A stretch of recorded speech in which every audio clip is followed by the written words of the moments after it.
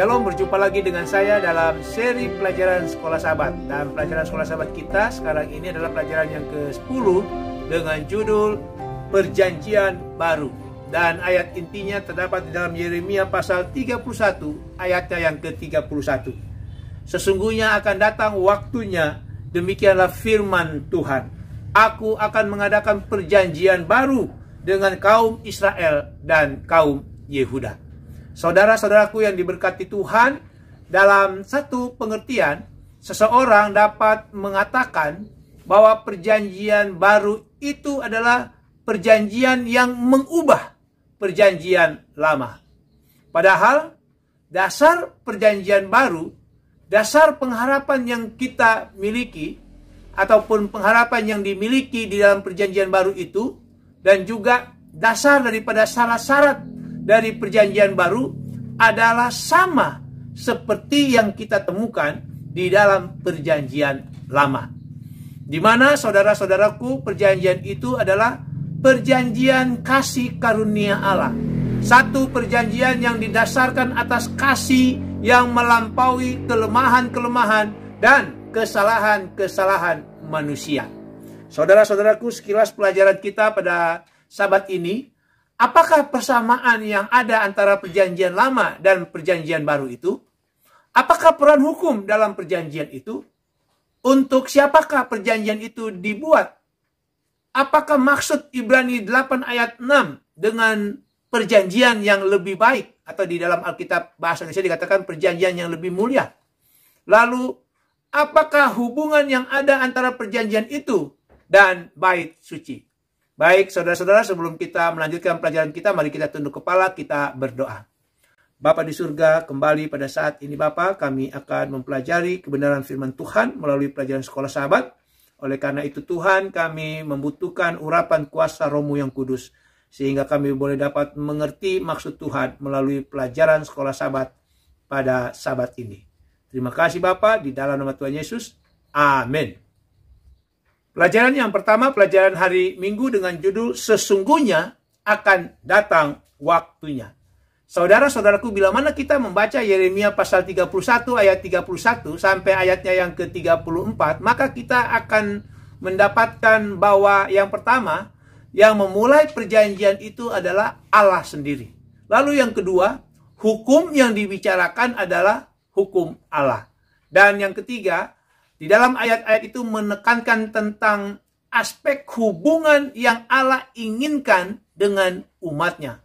Lalu yang terakhir, yang keempat, kita bisa melihat dari ayat-ayat itu, Yeremia 31 ayat 31 sampai ayat yang ke-34, ada tindakan Allah yang dilakukannya untuk umatnya yang membentuk dasar hubungan daripada perjanjian tersebut. Jadi saudara-saudaraku, perjanjian baru dalam tanda petik yang ada di dalam Yeremia 31 ayat 31 bukanlah sesuatu yang berbeda dari perjanjian lama yang dibuat dengan orang Israel di peristiwa Sinai, di Gunung Sinai. Saudara-saudaraku, faktanya masalah dengan perjanjian yang ada di Sinai bukanlah karena perjanjian lama itu telah usang, telah tua. Masalahnya adalah karena perjanjian itu telah hancur oleh karena pelanggaran yang dilakukan oleh orang Israel. Yeremia 31 ayatnya yang ke-32. Saudara-saudara, mengapa dikatakan tadi bahwa perjanjian itu bukan usang tetapi hancur oleh karena pelanggaran? Oleh karena saudara-saudara, Yeremia 31 ayat 31 sampai ayat yang ke-34 membuktikan bahwa banyak segi di dalam perjanjian lama itu tetap ada di dalam perjanjian baru. Saya mau ulangi bahwa ada banyak segi di dalam perjanjian lama itu tetap ada di dalam perjanjian baru. Dan perjanjian baru adalah satu perjanjian yang dibaharui untuk kelengkapan dan kegenapan daripada perjanjian lama. Lalu saudara-saudaraku, bila mana kita membaca di ayat yang ke-34 dari Yeremia pasal 31, Tuhan berfirman bahwa Dia akan mengampuni kesalahan dan dosa daripada umatnya.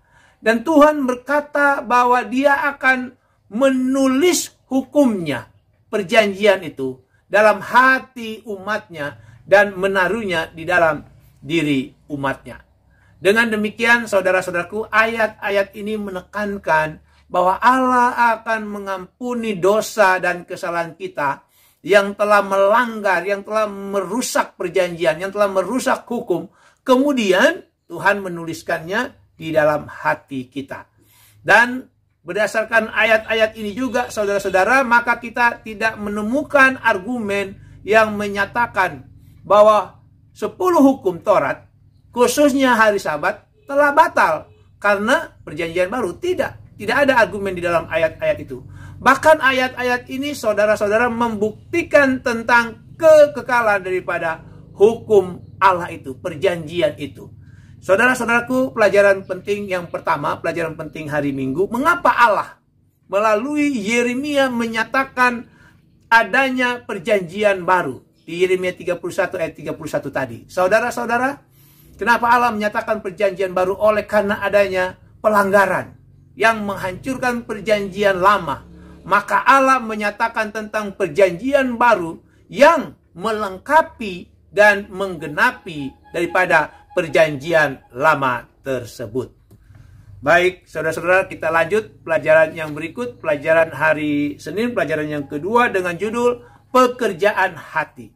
Saudara-saudaraku, pada waktu kerajaan di sebelah selatan, kerajaan Yehuda, hampir berakhir dan orang-orang Yehuda ditawan ke Babel, Allah menyatakan melalui Yeremia tentang perjanjian baru. Itu yang tadi sudah dibahas di pelajaran pertama, Yeremia 31, ayatnya yang ke-31. Dan ini untuk pertama kali ide perjanjian baru diekspresikan di dalam Alkitab. Tetapi sesungguhnya, saudara-saudaraku, 150 tahun sebelum zaman Yeremia, ide atau prinsip tentang perjanjian ini sesungguhnya telah disebutkan juga oleh Hosea. Di dalam Hosea pasal 2 ayat 17 sampai ayatnya yang ke-19. Kalau di pelajaran sekolah Sabat disebut ayat 18 sampai ayat yang ke-20, karena itu adalah mengambil ayat-ayat dari Alkitab bahasa Inggris, King James Version. Jadi saudara-saudara, ide ataupun prinsip-prinsip itu juga telah disebutkan pada zaman Hosea. Ketika 10 suku di kerajaan di sebelah utara, yaitu kerajaan Israel, hampir dihancurkan. Jadi saudara-saudaraku, Alkitab mencatat ketika rencana-rencana Allah untuk umat perjanjiannya terganggu oleh karena pemberontakan, oleh karena ketidakpercayaan mereka, Allah mengutus nabi-nabinya untuk menyatakan bahwa perjanjian dengan umatnya tidak berakhir. Tidak peduli saudara-saudara betapa tidak setianya mereka, kemurtatan, pemberontakan, dan pelanggaran yang dilakukan di antara mereka. Allah masih menyatakan kerelaannya untuk masuk di dalam satu hubungan perjanjian dengan mereka. Tetapi dengan mereka yang mau bertobat, yang mau menurut dan menuntut janji-janji daripada perjanjian tersebut. Saudara-saudaraku, prinsip-prinsip perjanjian baru ini sesungguhnya juga, prinsip-prinsip perjanjian baru ini sesungguhnya juga telah dinyatakan Allah melalui Yehezkiel. Kalau saudara baca di dalam Yehezkiel 11 ayat yang 19, Yehezkiel 18 ayat 31, dan juga Yehezkiel 36 ayat yang ke-26. Di mana prinsip-prinsip perjanjian baru tersebut sangat berhubungan dengan yang namanya pekerjaan hati. Saya mau ulangi bahwa prinsip-prinsip perjanjian yang Tuhan berikan melalui hambanya Yehezkiel ini sangat berhubungan dengan yang namanya pekerjaan hati. Mari saudara kita bisa lihat di ayat yang ke-19 dari Yehezkiel pasal 11. Di situ dikatakan bahwa perjanjian itu akan menjauhkan dari mereka hati yang keras dan memberikan mereka hati yang taat. Lalu di dalam Yehezkiel 18 ayat 31 dikatakan, perbaharuilah hatimu, perbaharuilah hatimu. Lalu Yehezkiel 36 ayatnya yang ke-26 Di situ dikatakan akan kuberikan, Allah akan memberikan hati yang baru. Dan rupa-rupanya saudaraku, pekerjaan hati ini yang sangat berhubungan dengan perjanjian baru ini bukan hanya Yeskiel, sesungguhnya Yeremia juga menyatakan hal tersebut. Kita bisa baca di dalam Yeremia 24 ayat yang ke-7. Di situ dikatakan Allah akan memberi mereka hati untuk mengenal aku. Jadi saudaraku, pelajaran penting hari Senin, pelajaran penting yang kedua, unsur apakah yang membuat perjanjian baru itu berhasil? Saudara-saudara, yang membuat perjanjian baru itu berhasil adalah pekerjaan hati yang Allah berikan bagi mereka yang mau bertobat, bagi mereka yang mau menurut akan perjanjian tersebut. Selanjutnya kita masuk pelajaran yang ketiga, pelajaran hari Selasa dengan judul Perjanjian Lama dan Baru. Saudara-saudara, bila mana kita membaca di dalam Yeremia pasal 31 ayat yang ke-33, di situ dinyatakan bahwa perjanjian baru itu dibuat dengan orang Israel, dengan kaum Israel. Lalu pertanyaannya, saudara-saudaraku, apakah itu berarti hanya keturunan orang Israel saja yang menerima janji perjanjian tersebut? Sudah barang tentu tidak, saudara-saudara. Walaupun memang benar orang Israel itu telah dikaruniakan janji-janji daripada perjanjian tersebut, tetapi sesungguhnya semua orang, apakah orang Israel ataupun non-Israel, diundang untuk mengambil bagian dalam janji-janji tersebut, dengan syarat mereka harus setuju dengan perjanjian tersebut, dengan syarat mereka harus masuk ke dalam perjanjian tersebut. Sebagaimana yang Allah katakan melalui hambanya Nabi Yesaya di dalam Yesaya 56 ayat 6 dan 7. Di situ dikatakan ada istilahnya orang-orang asing. Jadi orang-orang di luar orang Yahudi yang akan menggabungkan diri kepada Tuhan untuk melayani Tuhan, untuk mengasihi Tuhan, untuk menjadi hamba-hamba Tuhan, di mana mereka akan memelihara hari Sabat dan tidak menajiskannya, di mana mereka akan memegang perjanjian Tuhan. Dengan demikian Tuhan dikatakan di ayat yang ke-7, mereka akan dibawa ke gunung Tuhan yang kudus. Saudara-saudaraku, walaupun kalau kita baca di dalam Ibrani pasal 8 ayat yang ke-6, perjanjian baru itu disebut lebih baik. Atau dalam bahasa Indonesia, Alkitab bahasa Indonesia disebut lebih mulia. Saudara-saudaraku, sesungguhnya sekali lagi, tidak ada perbedaan mendasar, baik perjanjian lama maupun perjanjian baru. Lalu, mengapa tidak ada perbedaan mendasar? Oleh karena Allah yang menawarkan keselamatan melalui kasih karunia di dalam Roma 3 ayat 24 adalah Allah yang sama di Keluaran 34 ayatnya yang ke-6. Itulah sebabnya tidak ada perbedaan mendasar, baik perjanjian lama maupun perjanjian baru. Lalu dikatakan Allah yang mencari umat yang memohon pengampunan kepadanya. Di dalam Yeremia 31 ayat 34 tadi adalah Allah yang sama, yang mau mengampuni di dalam Ibrani 8 ayatnya yang ke-12. Lalu Allah yang berusaha untuk menuliskan hukum perjanjian tersebut di dalam hati mereka yang mengikut dia. Di dalam Yeremia 31 ayat 33 adalah Allah yang sama, yang mau juga menaruh perjanjian itu, hukum itu di dalam Ibrani 8 ayatnya yang ke-10. Saudara-saudaraku, bila mana kita melihat di zaman perjanjian baru, artinya di zaman murid-murid, di zaman Tuhan Yesus ada di dunia ini, ya orang Israel ini merespon kasih karunia Allah dengan menerima Yesus, menerima Injilnya. Sehingga mereka itu untuk satu waktu, Rasul Paulus katakan di dalam Roma 11 ayat yang ke-5, mereka menjadi umat yang sisa, yang dipilih oleh kasih karunia. Mereka adalah the remnant people atau the remnant church yang dipilih oleh kasih karunia. Dan pada saat yang sama, sementara orang Israel menerima Yesus dan Injilnya, pada saat yang sama, orang-orang yang bukan dari keturunan Israel, orang-orang non-Yahudi, yang sebelumnya tidak percaya kepada Yesus dan Injilnya, akhirnya mereka menerima Yesus, akhirnya mereka menerima Injilnya, dan mereka inilah yang dicangkokkan di dalam umat Allah yang benar.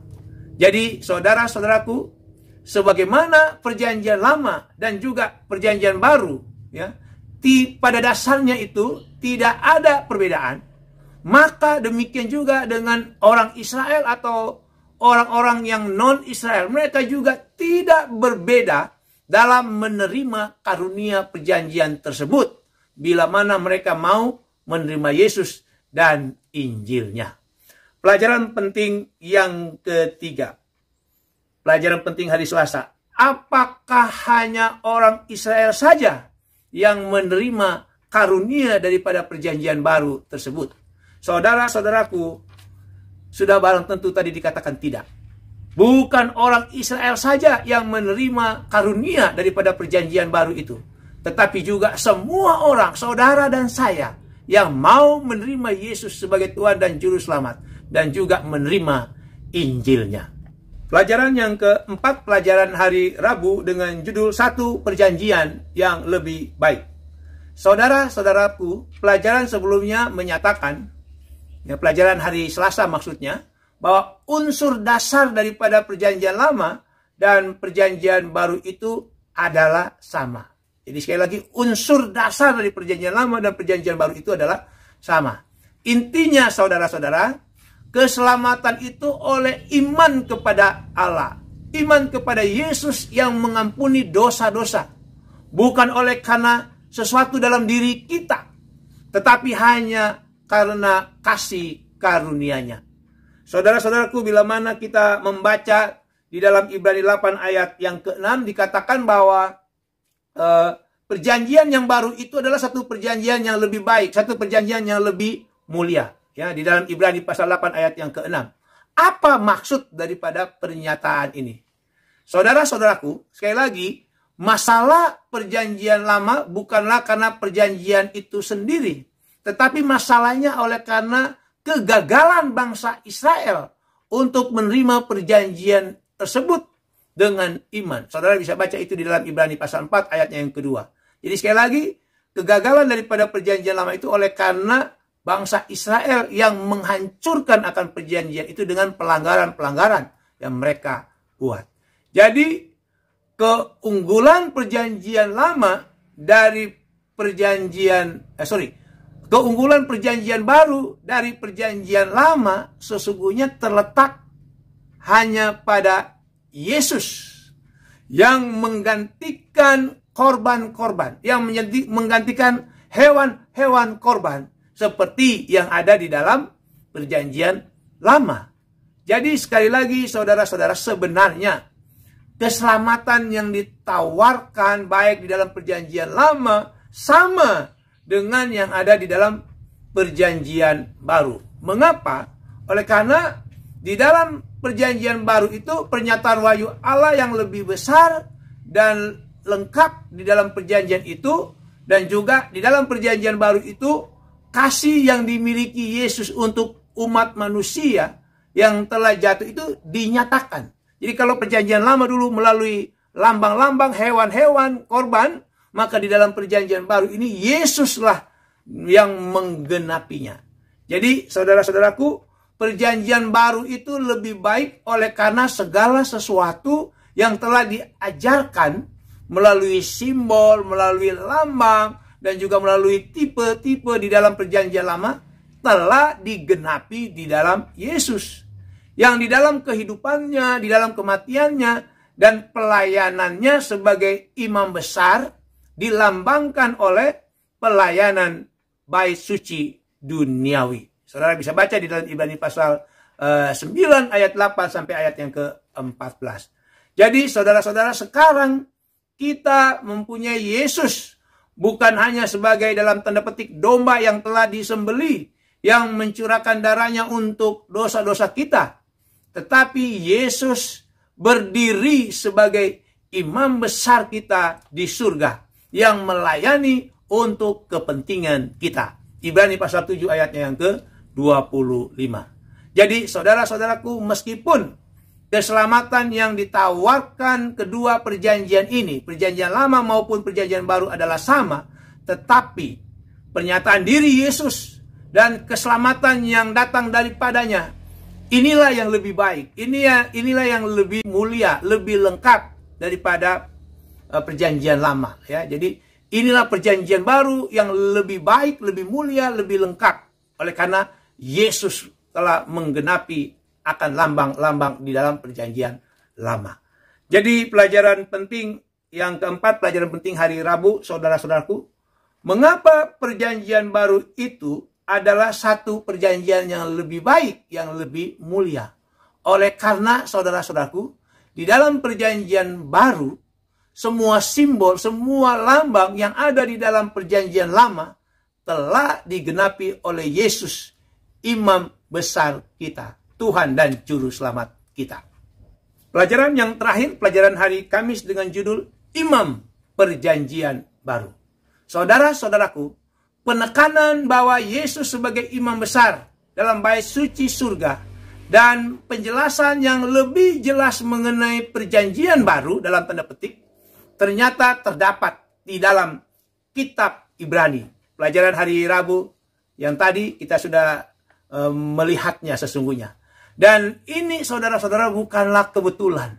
Oleh karena pelayanan Kristus di surga sangatlah terikat dengan janji-janji di dalam perjanjian baru. Dan pelayanan ibadah bait suci di perjanjian lama adalah sarana, adalah alat di mana kebenaran-kebenaran perjanjian lama diajarkan.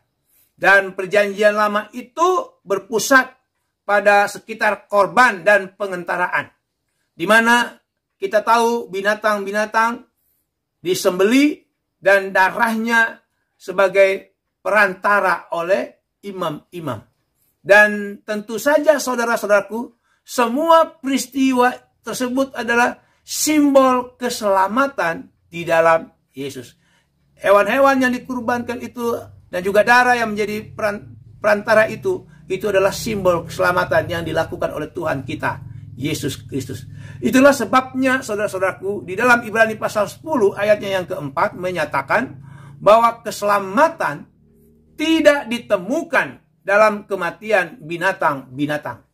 Karena semua korban dan pengentaran imam di bait suci duniawi yang menyertainya dan ditemui kegenapannya itu di dalam Kristus Yesus yang menjadi korban, di mana darah perjanjian baru didasarkan.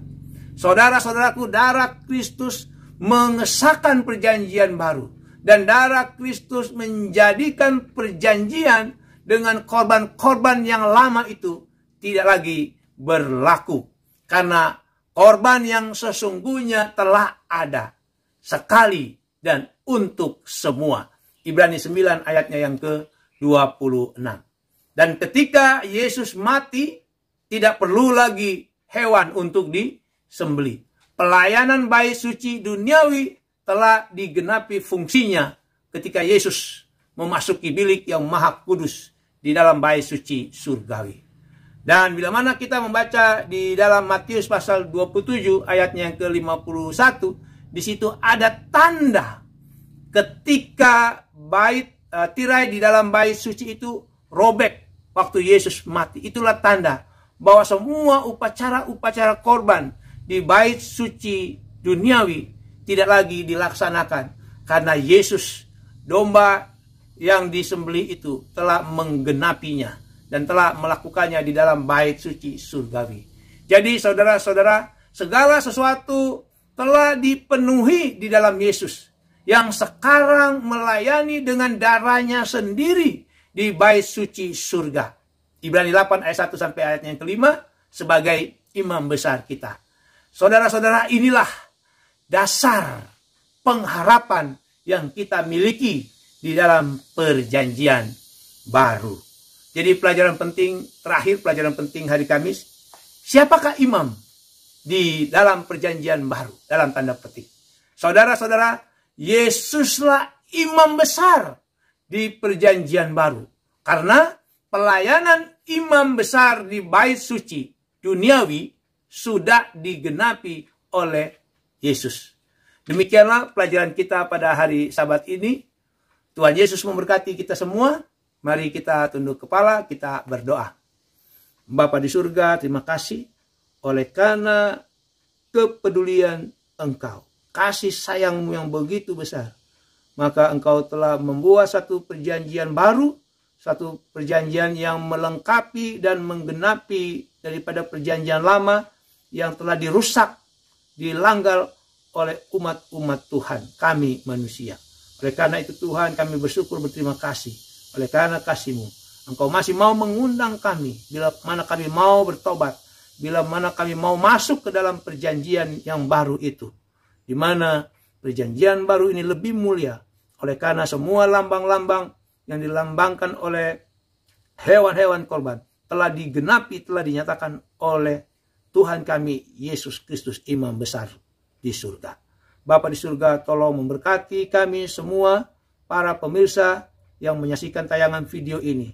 Biarlah Engkau memberkati kehidupan kerohanian kami di zaman akhir ini. Biarlah Engkau memberkati kehidupan, keperluan kami, baik pribadi maupun keluarga lepas keluarga. Terpujilah nama Bapa, besarlah kuasa-Mu, di dalam nama Tuhan Yesus. Amin.